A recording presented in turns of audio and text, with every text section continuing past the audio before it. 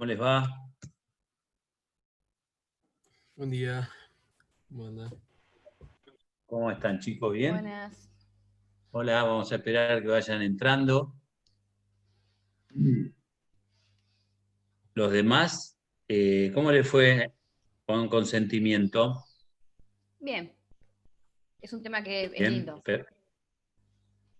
es lindo, sí. Es la base del contrato. Sí, tal cual. Es Pero, común. pero está bueno porque uno lo lleva a la vida común diaria y decís, uy, estamos llenos de esto. La verdad que es muy bueno. Totalmente. Permanentemente. Ustedes siempre la norma y el derecho, después llévenlo, trátenlo de llevar al plano de la realidad, a la situación de la operatividad Tal de cual. la norma. Porque, por ejemplo, mientras esperamos, ¿no? Por ejemplo, hoy tenemos la reforma a la ley de locaciones urbanas, perdón, al Claro. Código Civil y Comercial, en un par de artículos de locaciones urbanas. O sea, tenemos un triple régimen en las locaciones. Le La consulto. 23.091, cuando estoy Sí. ¿Qué piensas ¿cuál? sobre la nueva ley de la de los A alquileres? mí no me gusta. En realidad la ley esta lo que hace es modificar artículos del Código Civil. Mm, A mí en lo personal no me gusta. No me gusta porque va a retraer la oferta. Quiere claro, ser tan intuitiva de de las situaciones de los locatarios que en alguna medida los propietarios van a pensar dos veces o tres veces para alquilar. Aparte a mí no me gusta que el artículo, miren, estoy aislado. Estoy aislado porque estuve con una persona con COVID-19 y bueno, le dio positivo ayer, así que ¿se yo siente estoy bien? aislado y no tengo nada, por eso no tengo ni el Código Civil acá a mano, como para referenciar el artículo, era el, 2000 el que modificó el precio en la ley, no la tengo acá presente, era el 2001, 2002, no, 1900, no recuerdo. Dame un segundo y ya te digo. La ley 27.551. Lo que les quiero significar es que, en primer lugar, a mí no me gusta esa cláusula de ajuste en base a índices, ¿sí? Sí, más en Que un va a país que es suministrar el tan INDEC y el desvariado como este. tan desequilibrado económicamente. Y aparte, ¿sabes por qué? Porque desde el punto de vista de lo que es el sinalagma contractual, las bases del equilibrio contractual, lo que tienen en mira las partes al momento de celebrar el contrato, no subsisten al Claro. momento de la extinción o durante la vida del contrato. Entonces hay un cierto alea en el valor del contrato que realmente no, yo creo que las cláusulas de estabilización, o sea, eh, esto sería una forma de adecuación impuesta del contrato. Es decir, la ley establece las pautas de reequilibrar las bases iniciales del negocio. Otras formas de adecuación en el contrato son, eh, eh, una es impuesta y otras veces es pactada por las partes al momento de la celebración, como son las cláusulas de ajuste, que lo pueden hacer valor dólar, la pueden hacer valor mercadería, etcétera. Entonces, por un lado, ese sistema de actualización del contrato, para mí afecta a la economía del contrato y y afecta al sinalagma contractual. Eso por un lado. Después hay situaciones que no las veo mal, que se restituya el depósito a valores constantes al momento de la extinción del contrato. Sí, o O el si, plazo si se donde cuánto extingue el tiempo se contrato. vive, ¿Eh? o el plazo, pasó Término de de 3 24 años, meses dice. a 36 El meses. plazo de Y Claro, bueno. para el inquilino es un poco más cómodo, capaz. A mí me Sí, parece, ¿no? al contrario, me parece que para el sujeto que tiene A ver, que ser el locador, me parece mucho más No, importante no, el obvio que tema de no. 3 años. Y de hecho, yo creo que un año de diferencia en un contrato de locación, digamos, de vivienda, me parece mucho tiempo. y poder, Sí, digamos, sí, sí, totalmente. yo creo que va a restringir, como yo concuerdo con Alejandro, que restringe la oferta para mí el imponer un plazo mínimo. O vos fíjate los Sí, alumnos que vienen acá por 9 meses, que no son de Mar del Plata, y que esos contratos no tendrían validez, porque no cumplen con los requisitos mínimos por ley. Entonces, No tiene. si vos extendés pero esos son el plazo, temporarios. no escuché. Perdón, esos contratos, Sí, dice Elena que son temporarios. Esos contratos, digamos, cuando estudian Derecho Internacional Privado, es una especie de contrato de fraude a la ley, porque la ley establece los plazos mínimos y máximos de la locación. Hoy por hoy tenemos 3 años para actividad comercial y vivienda, y fija excepciones, el mismo código y también la ley 23.091, para las situaciones extraordinarias como pueden ser lugares turísticos, predios claro. feriales, embajadas, donde en alguna medida ese plazo mínimo no es de orden público. O sea, pero esos contratos que celebran ustedes los estudiantes de 9 meses, esos contratos, si el estudiante quiere quedarse un año, los 2 años, se puede quedar los 2 años. Obviamente después no lo alquila más nadie. Se puede alquilar con fines turísticos, las características Claro, de que cuando uno alquila por un plazo distinto, con fines turísticos, tiene dos características. Tiene que ser una zona turística y tiene que estar amueblado, ya lo van a ver en operaciones. Pero voy a esto, inclusive. Hoy tenemos la reforma de la ley 27.551 que modifica algunos artículos y luego en el artículo 15 establece las pautas de actualización y todo lo demás. Y siguiente. Pero yo me voy a preguntar, una cosa es la norma y otra cosa va a ser la dinámica de la norma en su aplicación. En primer lugar, porque la ley de locaciones, todos los contratos están suspendidos hasta el 30 de septiembre, hasta ahora. Y no sé si lo van a prorrogar o no lo van a prorrogar. creo que lo pasaron un Pero poco la más. realidad Prorrogado hasta lo noviembre. prorrogaron hasta noviembre. Bueno, todavía no es operativa. Pero cuando sea operativa la norma, vamos a ver qué alcance puede tener. Porque Bueno, eso realmente, ya les reitero, el hecho de que haya una norma jurídica que se haya dictado no quiere decir que su aplicación sea la correcta o que tenga una funcionalidad y el destino querido. Y se pueden plantear innumerables situaciones que se irán resolviendo a través de la jurisprudencia, a través de la doctrina y de la jurisprudencia. A mí no me gusta la reforma, obviamente, se lo digo así. Yo sí creo que hay que tutelar y el sistema, el ordenamiento jurídico protege al débil jurídico hoy de todas las relaciones. Hoy tenemos, creo, no sé si lo hablamos nosotros o no, hablamos ya del tema del diálogo de fuentes. ¿Hablamos de eso? Sí, hablamos en la otra clase del diálogo de fuentes. Hablamos del diálogo de sí, sí, fuentes. sí, hablamos. Este es un caso Era, típico. Perdón, a ver, Juan que era un Manuel. ejemplo, digamos, típico o muy actual de lo que estaba sucediendo el diálogo de fuentes entre los distintos tipos que había y distintas fuentes que hay. Eso lo dijimos el otro día. Bueno, y esto va a ser un caso típico, a ver cómo se aplica. Y, así que realmente, no sé, vamos a ver, para los propietarios, yo tengo amigos que son propietarios o que alquilan y que tienen propiedades, y generalmente, bueno, yo en mi estudio alquilo hace 25 años mi estudio, y ya lo que me dice el locador, ya ni firmamos, pero firmamos contrato, pero firmamos, ya lo que me dice, lo mejor que puede tener es mantener siempre el mismo inquilino. Es decir, a Sí, medida que lógico. tenés una relación comercial de confianza, lo mejor es mantener siempre el mismo alquiler. Pero bueno, vamos a ver, porque el tema de las locaciones ha generado muchas situaciones de abuso también, ¿eh? Y una de las particularidades que tiene la locación es un sistema que permite el acceso a la vivienda, ¿tá?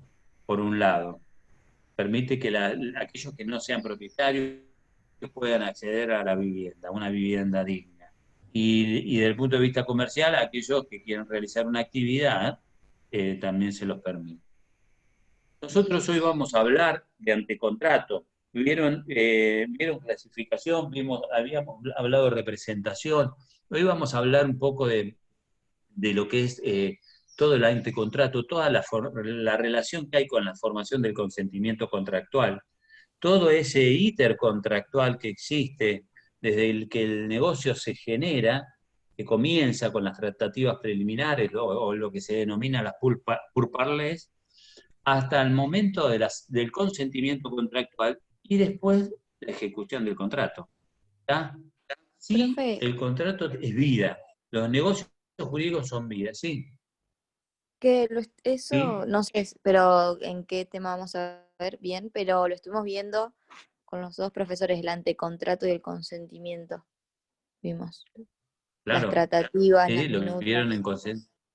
Sí, sí, sí, lo vieron en consentimiento con Escarcela. Sí, Bueno, Vimos con la doctora Casal, vimos vieron una antecontrato, oferta. vimos vimos, sí, la oferta, ¿Vieron, aceptación. vieron antecontrato? vio ¿Y Sí, antecontrato. nosotros también. en qué habíamos quedado en ver? ¿Vio Creo que antecontrato? ineficacia, ¿no era?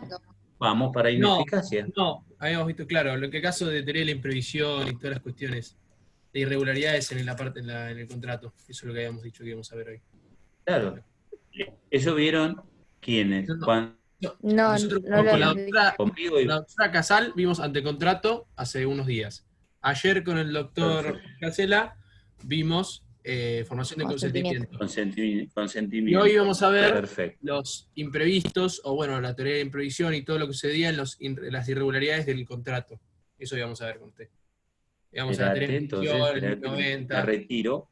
Me esperan un minuto, por favor. Son Sí, tan sí. amables. Desequilibrios contractuales, pone Desequilibrios en el chat. contractuales. Los desequilibrios contractuales.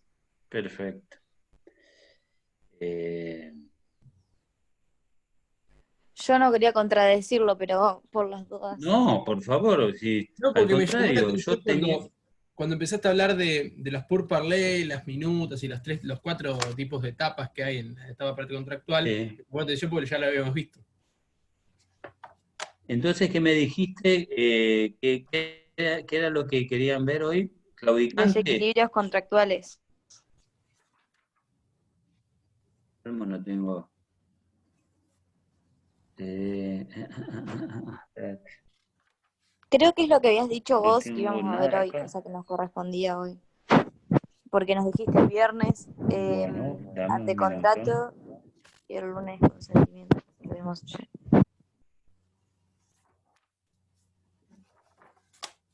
Perfecto.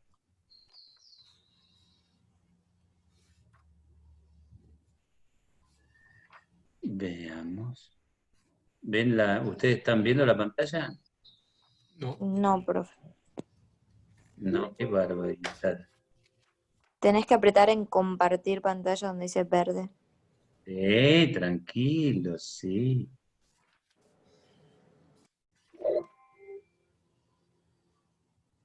Bueno, acá tengo una referencia.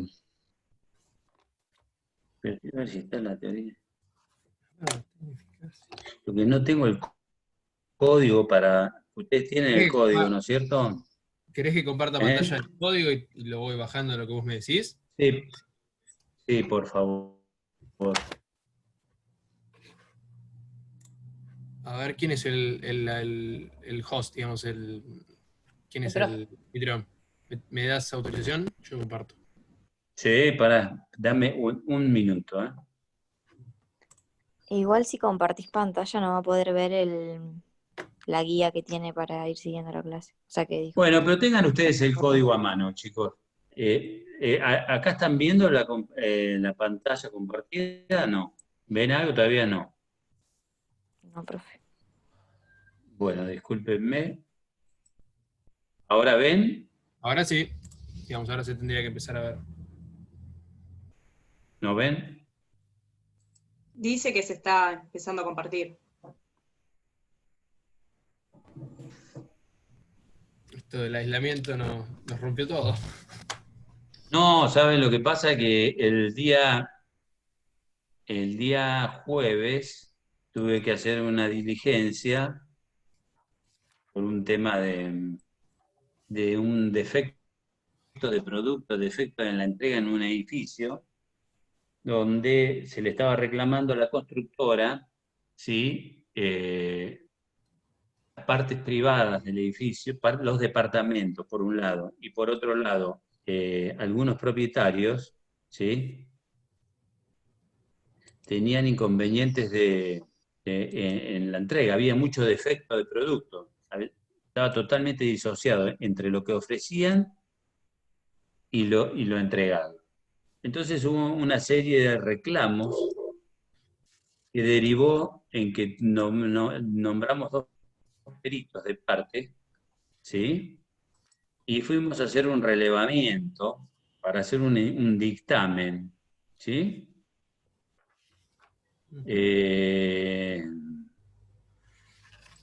A ver. Para hacer un dictamen. La cuestión es que entramos a uno de los departamentos, ¿sí? Eso fue el jueves.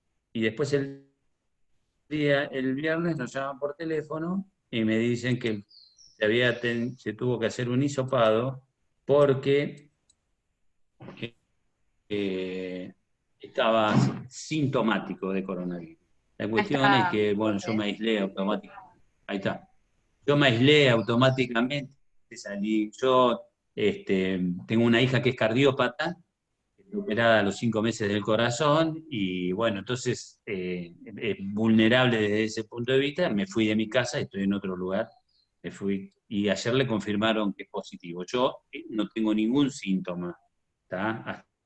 Estoy bárbaro, pero estoy totalmente aislado. Pero me fui prácticamente con lo opuesto, y no volví a Mar del Plata, no estoy en Mar del Plata, estoy a 20 kilómetros. Así que bueno, tengo las carpetas, tengo todo en el estudio, pero bueno, y tampoco puede venir nadie, por lo menos hasta el viernes que yo me haga un hisopado para quedarme tranquilo. Pero tampoco son excusas estas, sino son circunstancias que se presentan y que bueno, las llevamos para adelante. Cuando hablamos de los desequilibrios negociales, ¿tienen el programa ahí a mano también? A ver si yo lo tengo. Sí, está acá en el grupo de WhatsApp. Bien. ¿Está en el grupo de WhatsApp? ¿Crees que te lo reenvíe mensaje personal? Mándamelo, por favor. Pero, ineficacia. Bien. Acá está, acá lo tengo. ¿Ustedes lo están viendo también? No. Bueno, mándamelo, por favor, que yo lo voy tomando de referencia. Así me voy guiando. ¿Me lo mandaste, Sí. Juan? Sí, sí. Perfecto. Cuando hablamos de desequilibrios negociales, nosotros hay distintas circunstancias que pueden provocar. Quiero tener.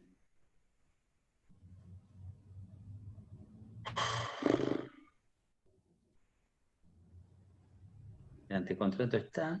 Acá está, desequilibrio. Teoría de la lesión, desigualdades de poder en la negociación, tránsito del sistema estatutario, cláusulas abusivas, perfecto. Cuando nosotros hablamos de desequilibrios negociales dentro del contrato, en el marco, todo está vinculado también con el consentimiento contractual y con las tratativas, ¿no? Y con esta tan buena ponderación que hace hoy el Código Civil de lo que es la buena fe, el abuso de derecho, el abuso de la posición dominante y la teoría de la imprevisión en los primeros artículos del Código. Si ustedes lo miran, van a ver. ¿Por qué les digo esto? Porque esos son los pilares o los sustratos que permitieron en alguna medida restablecer las bases del negocio cuando hay desequilibrio contractual. La realidad que puede haber desequilibrios que provengan del mismo contrato, ¿sí? O al momento de la celebración como producto de circunstancias exógenas al contrato, factores ajenos al contrato, como es el caso típico de la teoría de la imprevisión, donde hay circunstancias extraordinarias e imprevisibles, alteran las bases del negocio, ¿sí? Y rompen el equilibrio contractual. La teoría, este tema de los desequilibrios negociales no solamente se da en los contratos de duración, porque si ustedes dicen, bueno, se ve alterado el equilibrio contractual por causas ajenas al negocio, exógenas, como es la teoría de la imprevisión. Esto nos hace suponer que estamos en un contrato de duración, donde hay prestaciones periódicas, ¿sí? Y donde las bases del negocio, en alguna medida, por causas extraordinarias e imprevisibles, se alteran. La teoría de la imprevisión es lo que permitió que esas bases del negocio, alteradas por circunstancias extraordinarias e imprevisibles y ajenas del contrato, ¿sí?, se restablecieran a través de esta teoría de la imprevisión, que incorporó la reforma del 68, y que por eso pondero tanto la reforma del año 68 en Vélez, porque todos estos principios los incorporó la reforma del 68, y es lo que nos permite tener hoy al derecho positivo vigente en materia de contrato.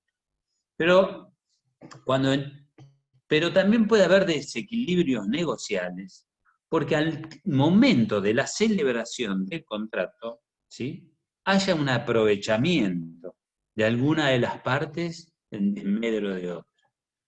Y así es como estamos.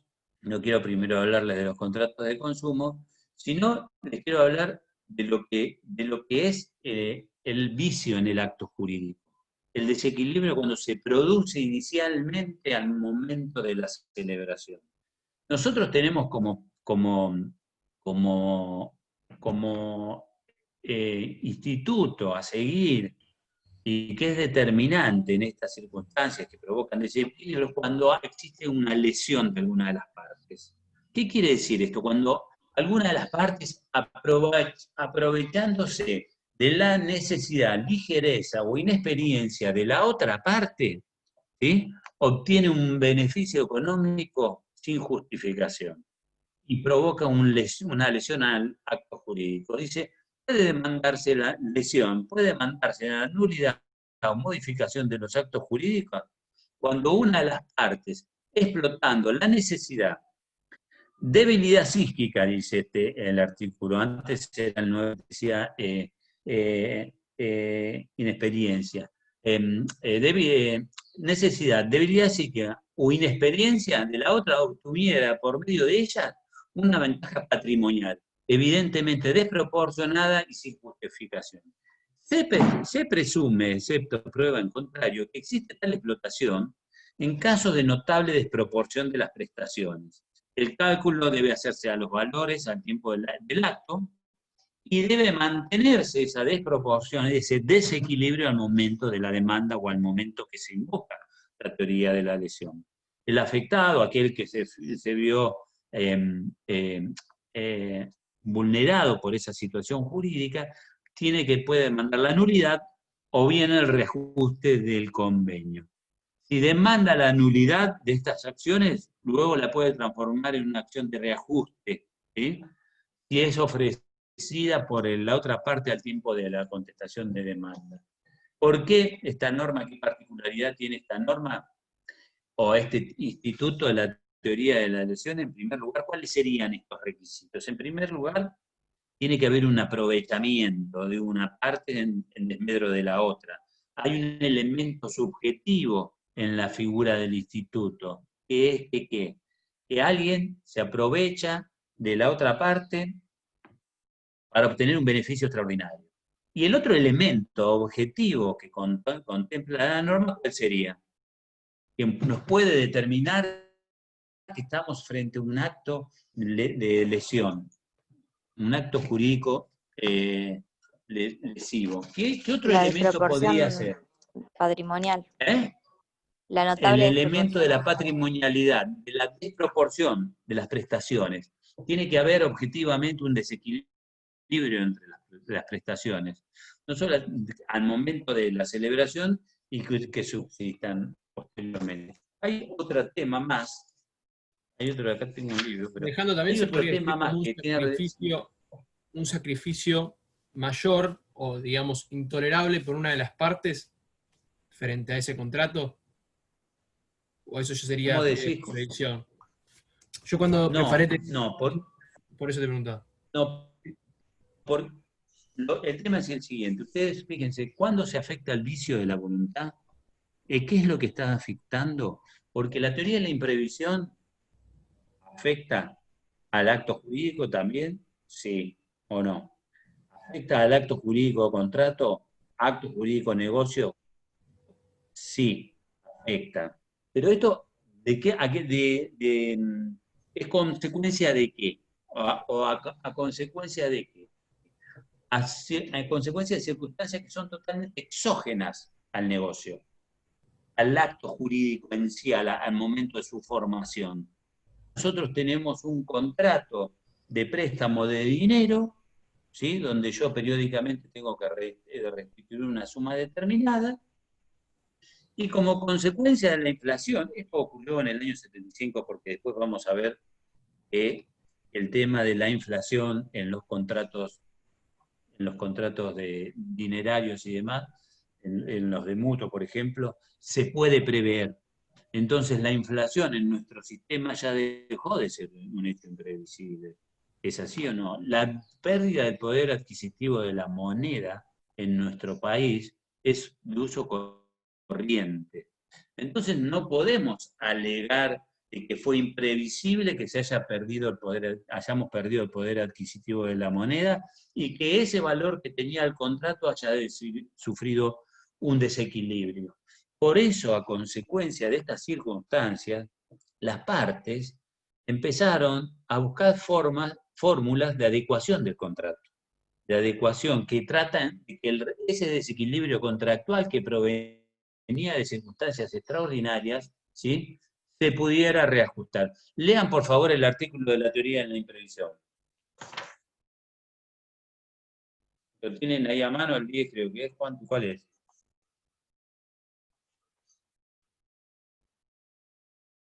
Creo que es en 1921, si no me equivoco. Ya te lo leo. Estoy abriendo todavía. Profe, doctor, Sí. disculpe. Así que, según lo que usted dice, hoy en los mutuos, en ese tipo de contratos, ya no se toma en cuenta, digamos, que se pactó una cuota X en dólares y se fue al doble, no se tiene en cuenta en cuanto a la desproporción del afectado, por ejemplo. No, ¿sabes lo que pasa? Que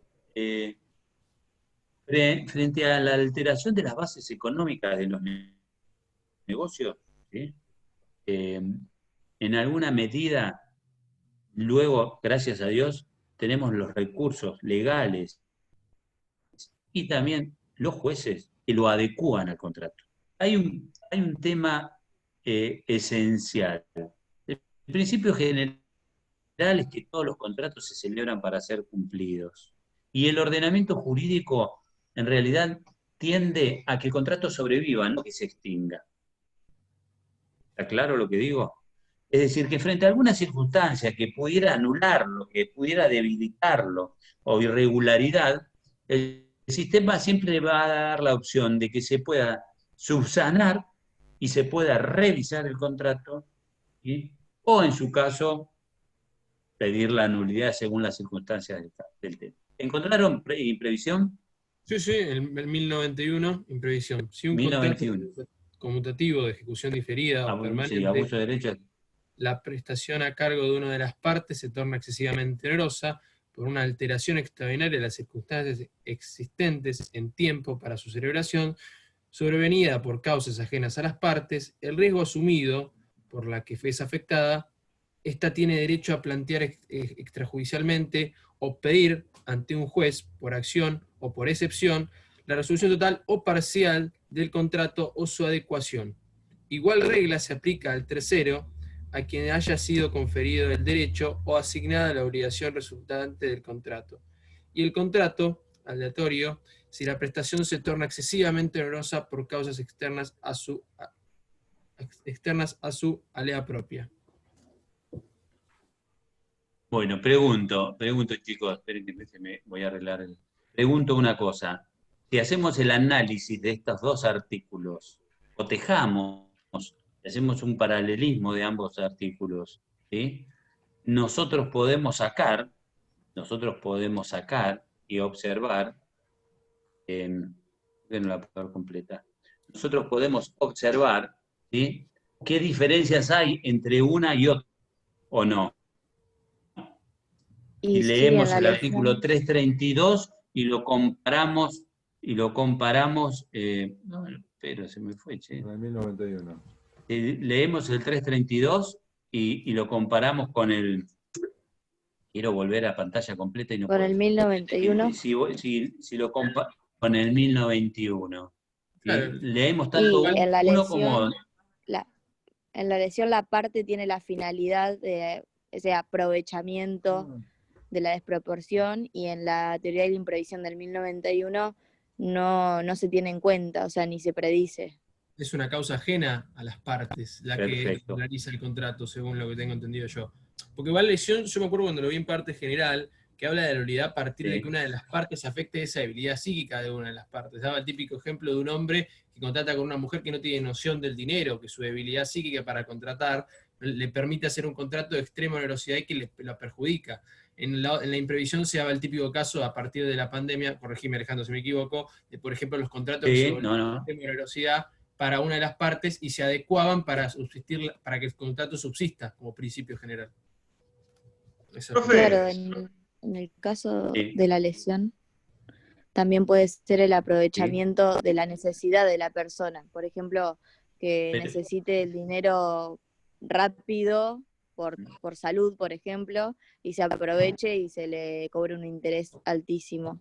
Se pacte un interés altísimo. En las cuestiones cuando no está determinado el monto, por ejemplo en el caso de los UVA o de los planes de ahorro, donde uno debe una cuota aparte que es determinable. Porque eso, ese desequilibrio es lo que pasó. Siguiente. El tema es el siguiente, chicos. Vamos a ir por partes. En primer lugar, espero que quiero, así está bien. En primer lugar, quiero significarles lo siguiente. Nosotros tenemos vicios que afectan al contrato o circunstancias que afectan al contrato y otros que afectan al acto. Al acto en cuanto a vicios de la voluntad. Vicios de la voluntad o vicios del consentimiento al momento de la celebración. Ustedes vieron ya oferta, aceptación, el carácter que tiene tanto uno como el otro, y también vimos como dentro de los presupuestos del contrato que una de las características es la declaración de voluntad, ¿no? La exteriorización de esa voluntad, ese querer obrar, y que tiene que responder a un comportamiento lícito.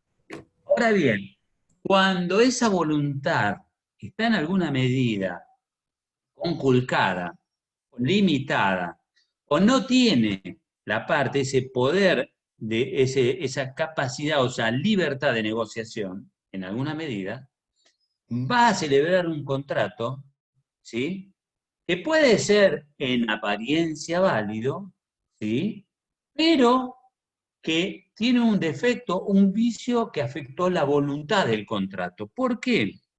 Porque hay una de las partes que sufre una necesidad, o un estado psíquico, o una debilidad psíquica, o una inexperiencia, que al advertirlo la otra parte se aprovecha.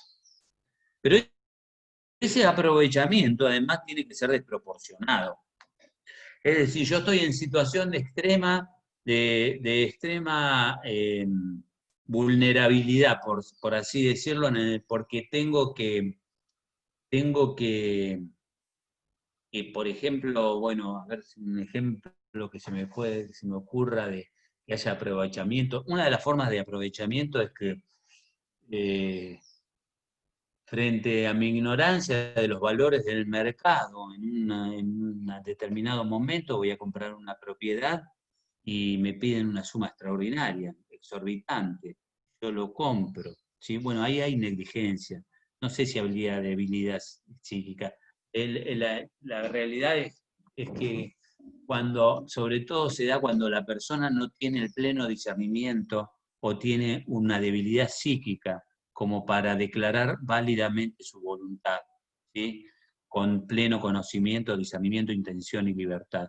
Puede ser que yo esté celebrando un contrato vendiendo mi propiedad porque en alguna medida me están amenazando de que si no vendo mi propiedad voy a sufrir un mal mayor. No quiero ponerme en situaciones, pero ha habido situaciones que puedan haber forzado a realizar determinados negocios. De hecho, lo hubo en nuestro país, circunstancias extraordinarias que no quiero mencionar, pero donde sí la gente, hubo casos que se vieron obligados a vender sus propiedades a costa de otras personas. Pero en cuanto al instituto de la teoría de la lesión, la particularidad que tiene, fíjense, que hay un elemento subjetivo,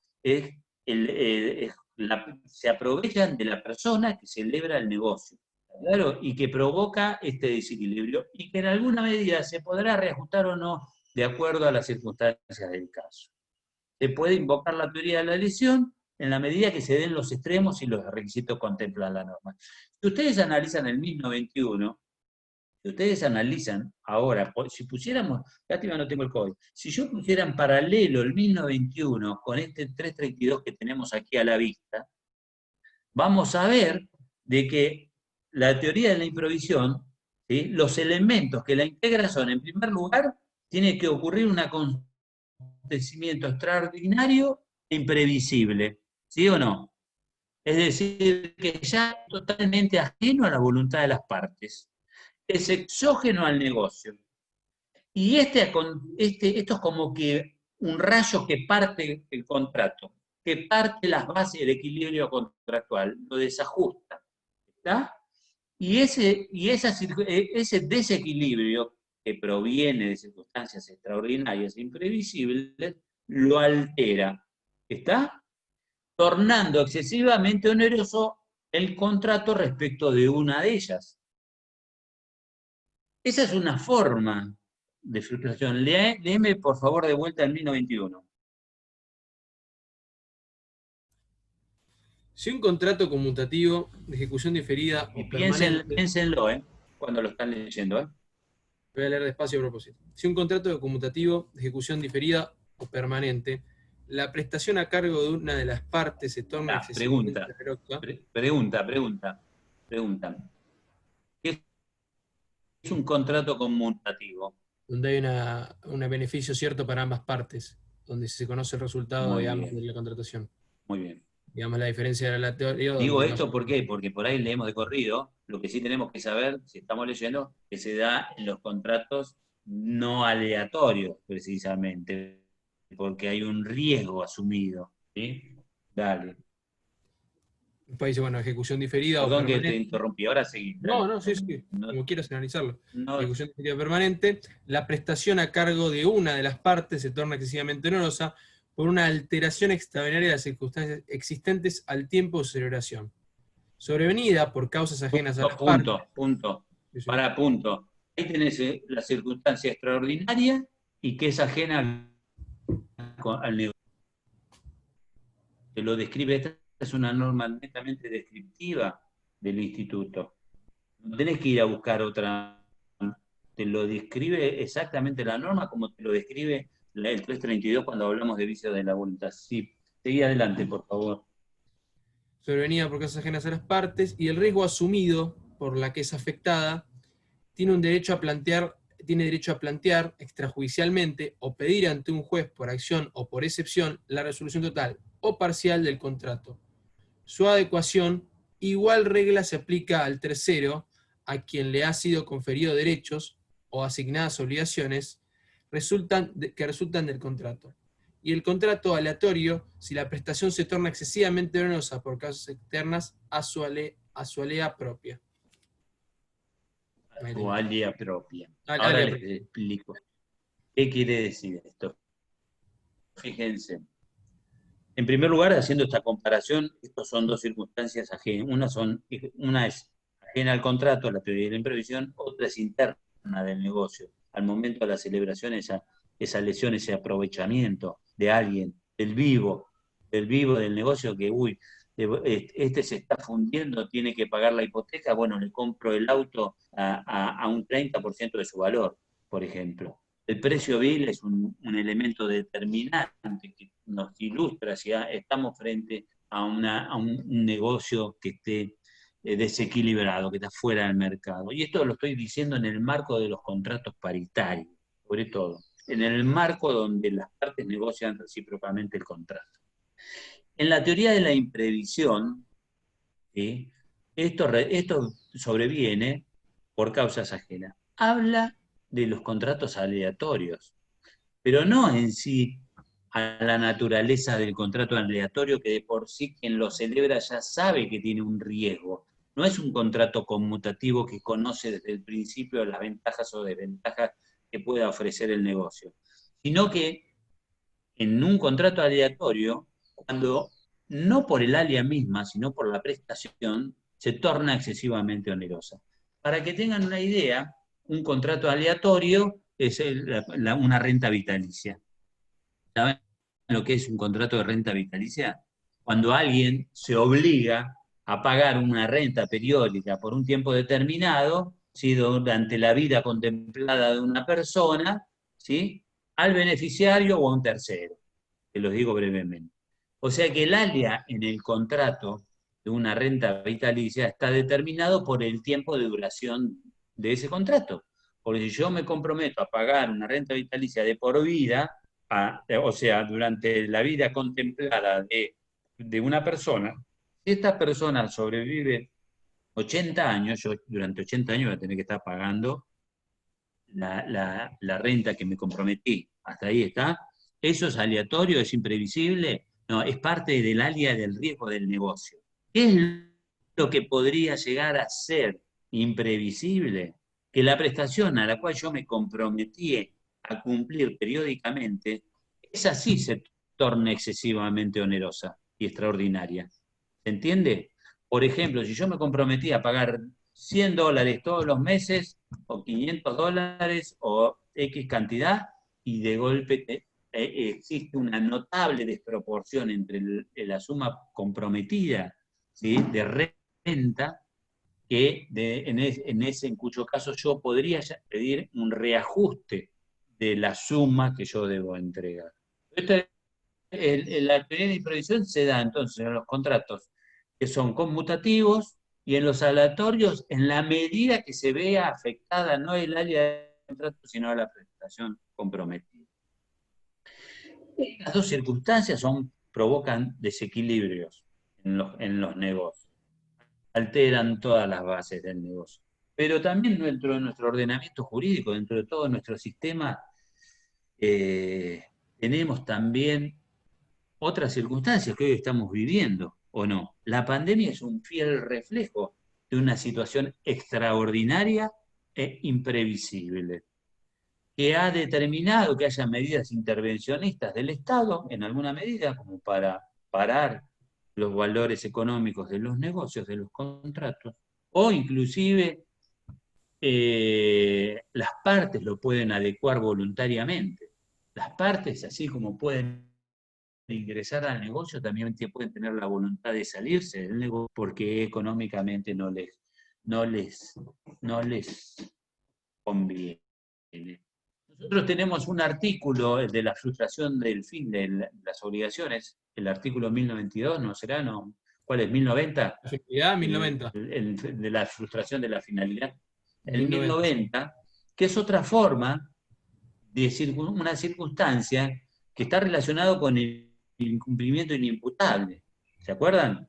Cuando vimos obligaciones, una de las formas de incumplimiento que no era imputable, ¿sí?, o porque se frustraba la finalidad del contrato. Léelo, por favor, el 1090.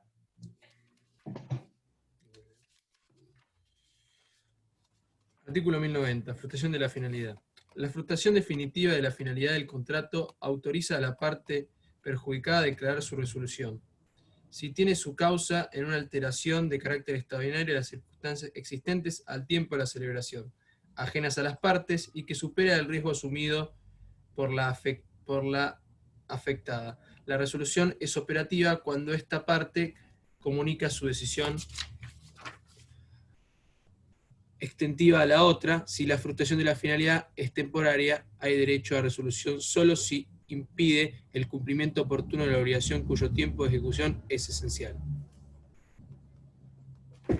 Fíjense que la frustración de la finalidad es una figura que está incorporada al sistema, que no estaba antes, si no está basada en la teoría de la imprevisión, es un modelo también de imprevisibilidad, porque esto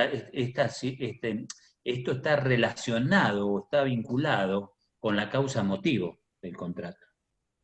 ¿Está? En la medida que la finalidad del contrato se ve frustrada por circunstancias extraordinarias e imprevisibles, nosotros podemos llegar a plantear, ¿sí?, la rescisión del contrato por la frustración de esta finalidad. En este momento, fíjense que hay mucho, la pandemia es una circunstancia extraordinaria, la inflación no.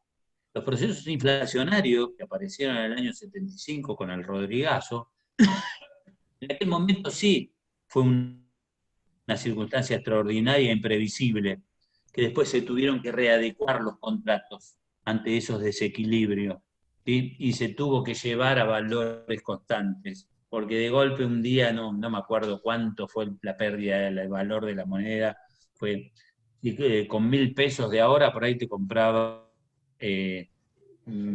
o con 10.000 pesos de ahora, de golpe te comprabas un kilo de harina. Fue algo extraordinario. En ese momento, a través de la teoría de la imprevisión, se permitió el reajuste equitativo de los negocios y de los contratos. Hoy tenemos tanto la teoría de la lesión, la frustración de la finalidad, o la teoría de la imprevisión, nos dan las pautas de adecuación del contrato o las herramientas para que podamos restablecer ese desequilibrio negocial que ha surgido en el mismo. Nosotros tenemos tanta experiencia en este país que tenemos otro ejemplo claro de lo que han sido los desequilibrios en los negocios y la frustración en alguna medida, la frustración el cambio de las bases de las reglas del negocio. Porque en los contratos las bases negociales se tratan de mantener. Pero fíjense una cosa, nosotros tuvimos en el año 92, 91, tuvimos la ley 25.561, la ley de emergencia económica, eso fue en el año 2000, perdón. En el año 91, 92, por un acto del príncipe, ¿sí?, por un acto del príncipe, nuestro benemérito señor Menem, durante el menemato, ¿qué hizo un día? Se levantó y dijo, ahora el peso argentino vale $1. Así, de un día para el otro. Ya estudiamos el valorismo y el nominalismo en las obligaciones dinerarias, pero el valor o el poder adquisitivo de una moneda, y sobre todo el valor de la moneda, está en función de qué factores. En factores de lo que produce y de la balanza comercial que tiene. ¿Está claro? De su propia economía. El dólar tiene un valor dentro de la economía de mercado que está sostenido por el mercado propio del americano. ¿Es así o no? Más allá que en el pacto Bretton Woods, que en el año 48, después de la Segunda Guerra Mundial, se puso como unidad, como moneda de cambio universal en las operaciones internacionales al dólar como moneda de uso común. Lo que sí es cierto que el dólar en Estados Unidos tiene su respaldo con su propia economía.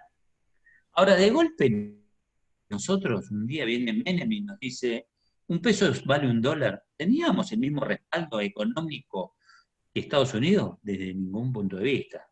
Fue una medida de política económica, ¿sí?, por un acto propio del príncipe, como yo digo, y de repente nos modificó el orden público económico.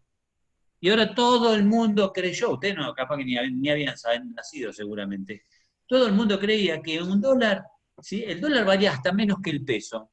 Entonces todo el mundo salió a tener un peso, equivalía a tener un dólar que tenía un peso, un valor y un poder adquisitivo afuera, digamos, hasta inferior al que teníamos en nuestro país. Porque por un peso te daban $0,91 en su momento. O sea, en su momento estaba más fuerte el peso que el dólar. Es decir, que empezó a haber se establecieron las bases, otras bases económicas. Se modificó el orden público económico. La gente no quería contratar en dólares, quería contratar en pesos. Se especificó la economía y se admitieron las obligaciones las obligaciones en dólares. Entonces empezaron a haber plazos fijos en pesos y hubo plazos fijos en dólares. La gente quería tener más plazos fijos en dólares, en pesos que en dólares. Entonces ibas al banco y por ahí entregabas pesos y te lo ponían, bueno, te lo pusimos en una cuenta en dólares o te lo pusimos en pesos. La gente empezó a jugar con esa economía durante 10 años. Todo el mundo viajó al exterior, compró el lavarropa más caro del mundo. La gente gastaba más en dólares que en pesos, digamos. La gente viajaba al exterior, Sí. hacía un montón de cuestiones en moneda extranjera, digamos. Había un valor de la moneda que era irreal a lo que nosotros realmente teníamos como sustento económico. Porque, ¿qué pasaba? Nosotros no podemos imprimir dólares. Estados Unidos, ¿cómo sustenta el déficit que genera? Imprime dólares, que aumenta la cantidad de moneda en curso. Nosotros no teníamos eso, entonces se hace un desequilibrio económico entre el gasto de dólares y el gasto de pesos y las reservas que teníamos o no. Sí, pero es verdad que se usaba como moneda corriente también al dólar. Yo era muy chiquitita, pero también tenía dólares en la billetera como si fuesen pesos. Yo era chica y era increíble, bueno, teníamos todos juguetes de afuera. Y chicos, fíjense una cosa, a partir del año 75 nosotros teníamos el signo monetario pesos ley 18188.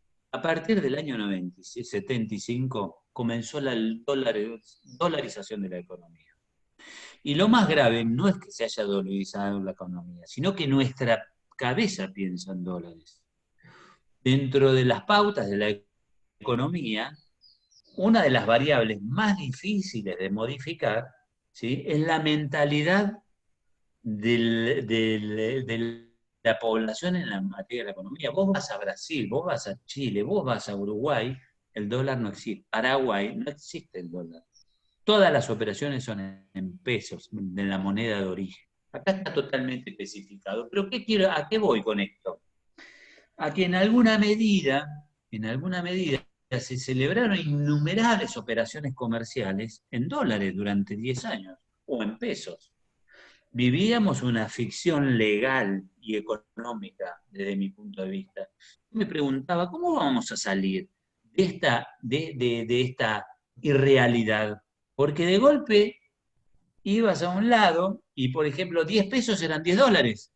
Y yo me acuerdo que tenía un amigo que en aquel momento, que agarraba, estaba muy, muy suelto de plata en aquel momento, después, así como estaba bien arriba, después cayó como con la misma fuerza que subió.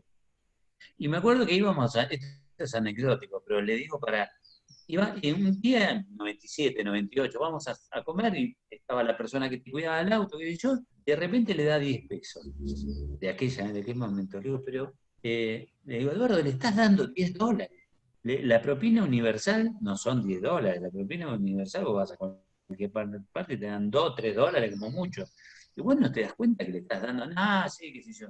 Entonces había perdido el valor de la noción del dólar, porque inclusive lo estaban manejando en pesos. Bueno, pero la cuestión era cómo se salía de esta situación. Porque fíjense que había innumerables relaciones económicas que estaban afectadas por este orden público económico ficticio desde mi punto de vista. Hay gente que dice que la mejor época que vivió fue el menemato, pero después nuestra economía está pagando las consecuencias. La cuestión es que yo me preguntaba, ¿cómo van a salir? Entonces había contratos que se hacían en pesos, contratos que se hacían en dólares entre particulares. Había contratos de empresas que se hacían en dólares o en pesos. Había contratos financieros con entidades financieras o con entidades bancarias, ¿sí?, entidades financieras privadas o públicas. Ponían el dinero a plazo fijo, en pesos o en dólares. La realidad es que esto no se podría sostener, no se iba a sostener, porque aparte nuestra economía no era productiva. Entonces nunca iba a estar equilibrada en esas condiciones. Y esto es lo que pasó, en un momento explotó la bomba. ¿Sí o no? Y de golpe, cuando cae Menem, viene de la Rúa, y de golpe la gente que tenía los ahorros puestos en el banco, porque era el lugar donde uno depositaba su confianza, de golpe el Estado se queda sin moneda, se queda sin circulante. Entonces, ¿qué crea este hombre para mí, que no conculco en lo más mínimo con su ideología económica, que fue Cavallo, tipo inteligentísimo, no tengo la menor duda? Cavallo, que odiaba a los abogados, digo que no tenemos tiempo para explicarle, porque está la ley 24.432, que fue una ley ómnibus que modificó la ley de honorarios nuestra. Bueno, es un tema que no lo quiero matar con esto, pero realmente es interesantísimo. Pero la cuestión es que apareció Cavallo de nuevo, y ¿qué vino? El corralito. Y confiscó todos los depósitos que había, que los ahorristas tenían en los bancos.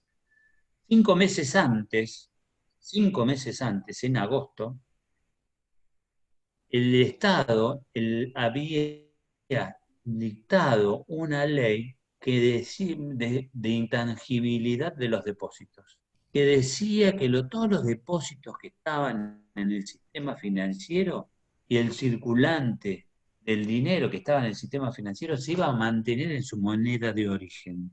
6 meses antes de la caída de diciembre del 2001. ¿Sí? 6 meses antes. O sea, yo tengo, qué sé yo, dólares en el banco, me tienen que respetar los dólares. Vino el corralito, no se acabó el dinero, no, la gente se empezó a asustar porque la economía no funcionaba. Se los cuento a título, digamos, crónico, de crónica. Entonces dijeron, van a poder sacar 500 pesos por semana. De mi caja de ahorro, de mi bolsillo, yo únicamente podía disponer 500 pesos por mes. La gente, ¿qué pasó? Estalló la economía. La gente se fue a buscar todos sus depósitos. Y en realidad le habían confiscado todos los depósitos. Y en realidad todo eso, esa economía que estaba sobre bases que teóricamente eran confiables, se desarmó.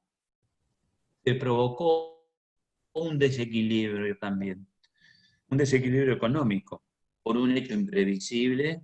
Sí, hubo un hecho imprevisible, hubo un hecho extraordinario, ¿sí? Porque el cambio de la modificación, aunque si bien provenía del hombre, la economía, la realidad es que hubo circunstancias que empezaron a plantearse. En primer lugar, la gente empezó a pedir, devolveme la plata que te di al sistema financiero, a los bancos, dame la plata en la moneda de origen. O los que habían puesto pesos, pero le habían hecho el plazo fijo en dólares, le decía, dame la plata en dólares, si mi plazo fijo es en dólares. Y cuando estalla la economía el 20 de diciembre y se dispara el dólar, 40% con relación a la moneda, y llegó a un 70%, de golpe, ¿con qué nos encontramos? En primer lugar, que si yo le había prestado si el banco tenía ahorros de los particulares en dólares, ¿sí? Teóricamente tenía que devolverlo en dólares, pero a un valor superior al que lo había tomado. ¿Es así o no? Si yo tenía deudas en pesos, debía pesos, que no se habían modificado. ¿Con el banco o con los particulares? Si yo tenía deudas en dólares, que antes tenían menor poder adquisitivo que el peso, yo de golpe debía un 40% más de la deuda inicial, o un 70% más. Entonces se produjo un caos. Piensen en los contratos que estaban en curso de ejecución, que se habían celebrado antes, entre particulares, en dólares, ¿sí? Y que vos tenías, por otro lado, con los bancos, la intangibilidad de los depósitos, y de golpe todo se había disparado. Se dicta la ley de emergencia económica, la 25.561, y se sale de la dolarización, o se especifica la economía en alguna medida. Ya no iba a haber más operaciones en dólares, pero ¿qué pasaba? ¿Ustedes saben la plata que se licuó en ese momento con la ley de emergencia económica? Ustedes piensen que aquel que tenía deudas con el banco en pesos en diciembre, que representaban 50 millones de dólares, de golpe, al banco, ¿cuánto le debía? 50 millones de pesos. Y por ahí podría haber sacado esos 50 millones de pesos y los podría haber convertido en dólares antes. O sea, todos grandes grupos económicos concentrados que conocían esto en alguna medida, sobre todo los grandes grupos económicos, sus deudas financieras que tenían inclusive en dólares con los bancos, al especificarse la economía, ¿sí?, la licuaron en un 40%, si el dólar había aumentado a 1,40. ¿Se entiende esto? Es decir, se produjo un desfasaje terrible. ¿Quién vino a recomponer esta situación?